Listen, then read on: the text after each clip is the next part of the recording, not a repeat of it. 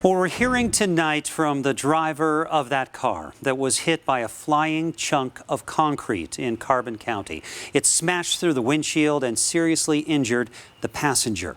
The victim's still in the hospital tonight, but the prognosis is good. Fox 13's Diego Romo joins us live at Utah Valley Hospital with an update. Diego. Yeah, Max and Kelly, the victim, Anne-Marie Giordano, is here at the Utah Valley Hospital in Provo, where she's being treated for severe head trauma tonight.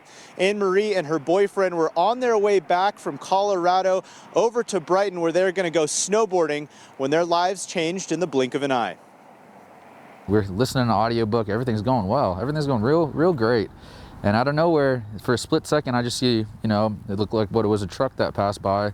And right behind it, a rock that bounced full force came through and broke and shattered the window. I didn't even have time to blink. Sahil's first thought was to check on Anne-Marie. Turned to the right, and I just see blood everywhere, blood and glass all over the place. He says what happened next is thanks to his firefighter training. I have 2 years of fire experience, and we go through stuff like this, so immediately I went into work mode. First thing I did was take my shirt off and put it on her head and keep pressure on it. To his amazement, Anne-Marie was still conscious after the rock crashed through the windshield and hit her in the head. She just had no idea what was going on. She didn't know a rock hit her. She didn't know anything. She asked me, Sahil, what's going on? Like, what happened? Initially, Sahil thought the rock came from the steep mountainside above SR6, just outside of Helper. But I was looking at the rock, and it was a cement block, a piece of a cement block that had broken off.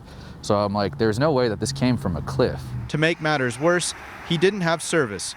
He says if it weren't for one couple who stopped to help, the situation could have been much worse. They're great. If they're watching this, thank you guys so much for that. Anne-Marie was rushed to the hospital in Price, where doctors stabilized her, and was then transferred to Provo to undergo emergency surgery. The doctor came back.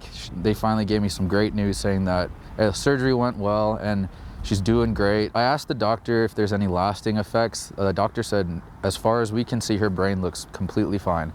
Sahil said the experience taught him to value the little moments in life because you never know when it can take a turn. He wanted to tell Anne-Marie this. Hey, Anne-Marie, I'm here outside the hospital. I'm going to go in and meet you in a sec. Just want to say I love you. You're amazing. We're going to get through this.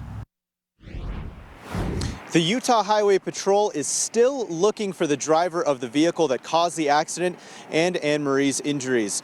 They're asking anyone with any information to call their dispatch line or leave a tip on their website. Live in Provo, Diego Romo, Fox 13 News, Utah.